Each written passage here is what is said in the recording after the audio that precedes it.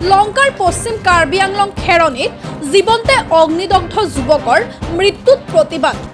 লংকাৰ ফৰেষ্ট বজাৰত শতাধিক ৰাইজে হাতে হাতে প্লে কাৰ্ড লৈ সাব্যস্ত কৰিছে উত্তাল প্ৰতিবাদৰ। যোৱাকালি পশ্চিম কাৰ্বি আংলং খেৰণীৰ প্ৰতিবাদকাৰীয়ে ঘৰদুৱাৰত অগ্নিসংযোগ কৰাৰ ফলত জীৱন্তে অগ্নিদগ্ধ হৈ মৃত্যু হৈছিল সুৰজ দে নামৰ এগৰাকী যুৱকৰ।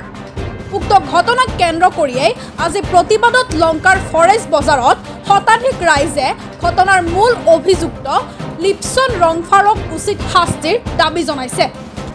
আমি পুনৰবাৰ জনাইছোঁ, লংকাৰ পশ্চিম কাৰ্বি আংলং খেৰণীত জীৱন্তে অগ্নিদগ্ধ যুৱকৰ মৃত্যুত উত্তাল প্ৰতিবাদ।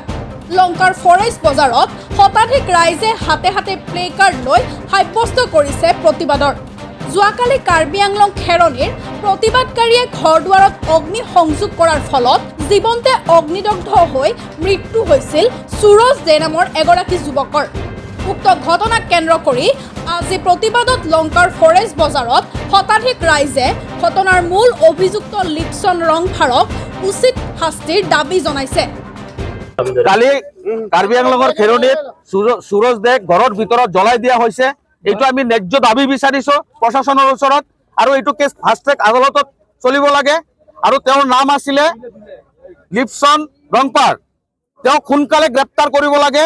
আৰু কাৰ্বি আংলঙৰ শান্তি ঘূৰাই অনাৰ কাৰণে আমি সদায় সাজু আছো। আমি দৰকাৰ পৰিলে আমি যাম শান্তি আলোচনাত। কাৰ্বি আংলঙৰ শান্তিৰ কাৰণে আমি সদায় আছো আৰু সদায় যাম। কিন্তু কাৰ্বি আংলঙত যি অৱস্থা হৈ থাকে, 10 টকাৰ কাৰণে জংকাৰ খগিয়া হত্যা কৰা হৈছিল, ৰিপৰ্ট বিজু দাসক হত্যা কৰা হৈছিল, তাৰপিছত অভিনীলক হত্যা কৰা হৈছিল। কালি পাল্টা আহিছে সুৰজ দেৰ। এনেকে তেওঁ বিকলাংগ এজন মানুহ আছিল, তেওঁক জীৱন্ত জ্বলাই দিলে। চৰকাৰে প্ৰশাসনে ইয়াৰ ব্যৱস্থা ল'ব লাগে আৰু এখেতৰ পৰিয়ালক আমি সমবেদনা জনাইছো। তেওঁৰ আত্মাৰ সদ্গতি লাভ কৰক আৰু এককালীন চৰকাৰে ইয়াৰ সাহায্য ব্যৱস্থা কৰিব লাগে। এখেতসকলক আমি চৰকাৰৰ পৰা 20 লাখ টকা সাহায্য বিচাৰিছো, যে তেওঁৰ পৰিয়ালক 20 লাখ টকা দি তেওঁ সাহায্য কৰিব লাগে।